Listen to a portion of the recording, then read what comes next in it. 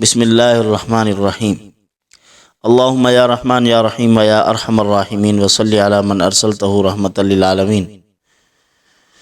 معزز خواتین و حضرات، آج سب سے پہلے جو میں آپ کو وظیفہ دے رہا ہوں، اس سے پہلے آپ کو ان وظائف کی برکات کو حاصل کرنے کا ایک کلیہ بتاؤں گا۔ اگر آپ نے اس پر عمل کر لیا تو پھر کبھی بھی آپ کے گھر میں غربت، فاقے اور آپ کے گھر میں تنگ دستی نہیں آئے گی۔ دیکھیے، سب سے پہلی چیز، اللہ تعالیٰ نے جو نعمتیں عطا فرما رکھی ہیں ان پر اللہ تعالیٰ کا شکر ادا کرنے کا اہتمام کرو۔ اگر ناشکری پر آپ آ گئے، جیسا کہ آج کل پوری قوم ناشکری پر لگی ہوئی ہے اور ہر ایک آدمی اپنے پریشان کن حالات بتانے میں مصروف ہے، تو ان باتوں سے تو کبھی آپ کی غربت دور نہیں ہو سکتی۔ آپ اگر اپنے ان حالات کو تبدیل کروانا چاہتے ہیں تو پھر آپ شکر پر آ جائیں۔ شکر آپ کی جب عادت بنے گی تو اللہ تعالیٰ آپ کو بے شمار انعامات عطا فرمائیں گے۔ ہمارے ایک بزرگ بیمار تھے، کوئی ان کی تعزیت کے لیے پہنچا، عیادت کے لیے۔ جب وہ عیادت کے لیے پہنچا تو انہوں نے کہا کہ حضرت طبیعت کیسی ہے؟ فرمایا کہ دیکھیں، الحمدللہ ہاتھ سلامت ہیں، پاؤں سلامت ہیں، آنکھیں ٹھیک کام کر رہی ہیں، اللہ کا شکر ہے، بات بھی کر سکتا ہوں، دماغ بھی ٹھکانے لگا ہوا ہے، کوئی الحمدللہ اور پریشانی، بس تھوڑا سا بخار آ گیا ہے۔ یعنی اتنی نعمتیں گننے کے بعد بس تھوڑا سا بخار آیا ہے، آج کل طبیعت تھوڑی بگڑی ہوئی ہے، ورنہ الحمدللہ میں بالکل صحیح ہوں، میرا سارا جسم ٹھیک ہے۔ اللہ کے شکر کی جو عادت تھی نا، انہوں نے نعمتیں گنی ہیں۔ اسی طرح آپ دیکھیں، حضرت یوسف علیہ السلام کن حالات سے نہیں گزرے۔ کنویں میں گئے، آگے بک گئے، غلامیت کی زندگی ہوئی، اور پھر عزیز مصر کے گھر میں پہنچے، وہاں غلام رہے، پھر ملکہ زلیخا کی کارستانیاں، پھر اس کے بعد جیل میں چلے گئے، اور جیل سے باہر نکلے تو اللہ نے تخت شاہی پر بٹھا دیا۔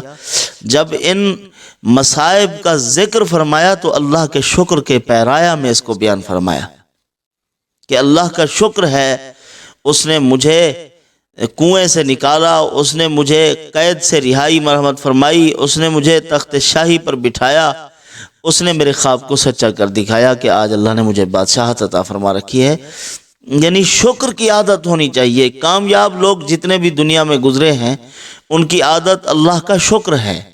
وہ خدا کا شکر کرتے تھے تو اللہ نے ان کو بلند مقام مرحمت فرمائے ہیں۔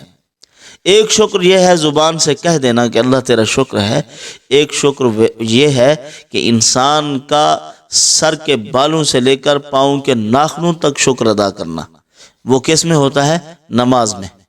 2 رکعت نماز صلاۃ و شکر پڑھ لیں، گویا کہ آپ کے جسم کے ہر عضو نے خدا کا شکر ادا کر دیا ہے۔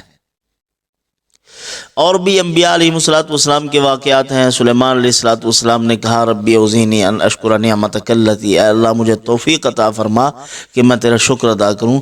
اسی طرح ایک مشہور واقعہ ہے حضرت موسیٰ علیہ السلام کا۔ جا رہے تھے تو ایک آدمی راستے میں بیٹھا ہوا، وہ ریت میں اپنے جسم کو چھپایا ہوا تھا، جسم کے کپڑے بھی نہیں تھے۔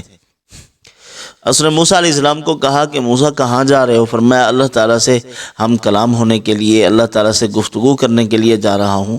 تو اس نے کہا کہ اچھا، اللہ تعالیٰ سے کہنا تیرا ایک بندہ ہے، ریت میں چھپا بیٹھا ہے، جسم کے کپڑے نہیں ہیں، تو اس کو کپڑے عطا فرما۔ بہت پریشان ہے وہ۔ موسیٰ علیہ السلام نے فرمایا ٹھیک ہے، آپ کی درخواست پر عمل ہوگا۔ آگے گئے، ایک آدمی بہت بڑا مالدار تھا۔ اس نے کہا موسیٰ اللہ تعالیٰ سے کہنا میں بہت مالدار ہوں، سنبھالا نہیں جاتا مال، اللہ تعالیٰ سے کہنا کہ کچھ لے لے مجھ سے۔ انہوں نے فرمایا ٹھیک ہے، میں اللہ تعالیٰ سے بات کروں گا۔ جب واپس آ رہے تھے تو وہی آدمی ملا پہلے، جو یعنی مالدار تھا، اس کے پاس بہت زیادہ تھی، سنبھالی نہیں جاتی تھی دولت۔ اس نے کہا موسیٰ اللہ تعالیٰ سے بات ہوئی؟ فرمایا ہاں اللہ تعالیٰ سے میں نے بات کی ہے، اللہ تعالیٰ نے فرمایا کہ اس سے جا کے کہنا کہ وہ میری ناشکری کرتا رہے، میں اس کا مال چھین لوں گا اس سے۔ اس نے آہ کی کہا کہ اس پروردگار کی ناشکری، زمین پر گر گیا، جو برتن اس نے اٹھایا ہوا تھا، بعد میں جب آنکھ کھلی بے ہوش ہو گیا تھا، جب افاقہ ہوا آنکھ کھلی تو دیکھا کہ وہ برتن بھی سونے کے بنے پڑے تھے جس میں دودھ دو کے جا رہا تھا جانوروں کا۔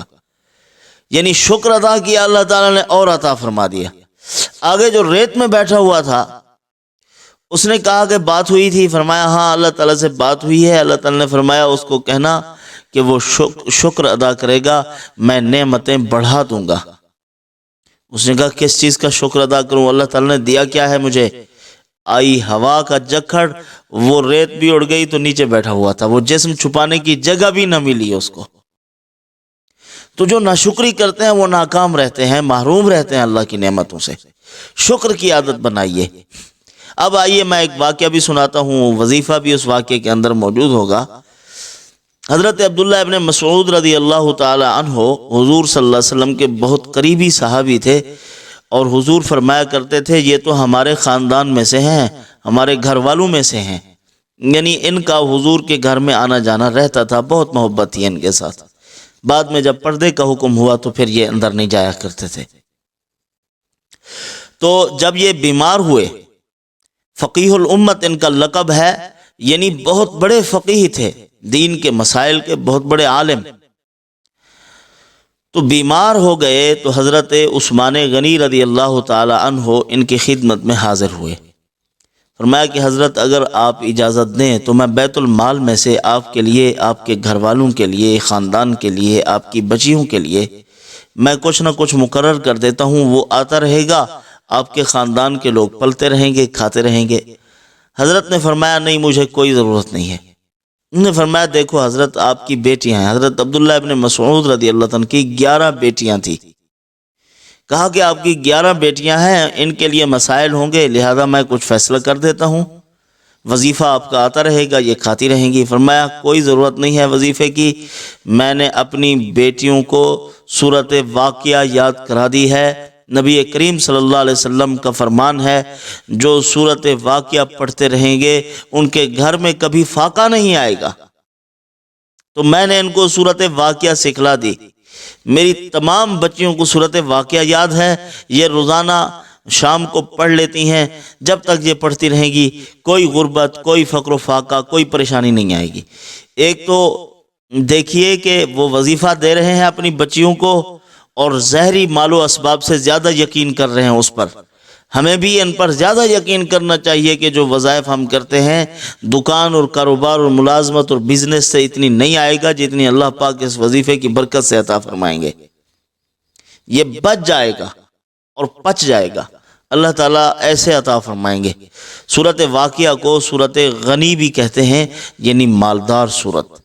جو اس کو پڑھے گا اللہ تعالیٰ کبھی بھی اس کے گھر میں غربت کو بھٹکنے بھی نہیں دیں گے۔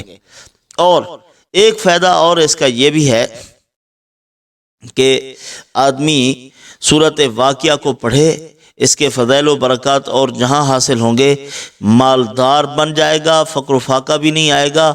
اور دوسرا یہ ہے کہ جو زیادہ اہتمام کرتا ہے اور اس سورت کا عامل ہے، اس کے قرب و جوار میں بھی کوئی غریب نہیں رہے گا۔ اور پڑھنا کس وقت چاہیے؟ علماء اور طلباء میں ایک مرتبہ اختلاف ہوا کہ سورۃ واقعہ کو مغرب کے بعد پڑھنا چاہیے یا عشاء کے بعد پڑھنا چاہیے۔ ایک اللہ والے بیٹھے ہوئے تھے، فرمایا کہ سورۃ واقعہ کو میں تو کہتا ہوں مغرب کے بعد پڑھنا چاہیے۔ انہوں نے کہا کہ نہیں، عشاء کے بعد پڑھنا چاہیے۔ اختلاف ہو گیا۔ وہ جو کہتے تھے کہ عشاء کے بعد پڑھنا چاہیے، وہ کہتے بھئی پڑھ کے سو جائے گا، اور جو کہتے تھے مغرب کے بعد پڑھنا چاہیے، انہوں نے فرمایا کہ دیکھیں سورۃ واقعہ مغرب کے بعد پڑھیں گے تو عشاء سے پہلے پہلے کھانا مل جائے گا۔ اگر عشاء کے بعد پڑھی تو پھر تو سو گئے۔ آپ بھی کہہ رہے ہیں کہ پڑھ کر سو جائے، سونا نہیں ہے، بھوکا ہے بیچارہ، کھانا کھانا ہے اس نے، لہٰذا پڑھے مغرب کے فوراً بعد، عشاء تک اللہ تعالیٰ اس کو کھانا کھلا کے سلائیں گے، وہ فاقے میں نہیں ہوگا، اللہ تعالیٰ کوئی نہ کوئی اس کا انتظام کر دیں گے۔ تو اتنے بڑے خزانے ہمارے پاس موجود ہوں پھر بھی ہم محروم رہیں تو ہماری شومیہ قسمت ہے۔ ہمیں اپنا سر پیٹنا چاہیے، اپنی قسمت پہ ماتم کرنا چاہیے۔ اتنی بڑی دولتوں کے باوجود ہم خائب و خاسر ہیں، نقصان و خسران میں ہیں۔ تو عزیزو، ان وظائف کو اپناؤ اور روزانہ ان کو معمول بناؤ اور ان سے فوائد حاصل کرو۔ اللہ تعالی نے حضور کو فرمایا تھا، اے میرے محبوب، میں آپ کی امت کو بے سہارا نہیں چھوڑوں گا۔ یہ سرمایہ اللہ نے ہمیں عطا فرمایا ہے۔ میں اسی گفتگو پر اکتفا کرتا ہوں۔ ہم سیاہ کاروں کو اپنی دعاؤں میں یاد رکھیں۔ وما علینا الا البلاغ۔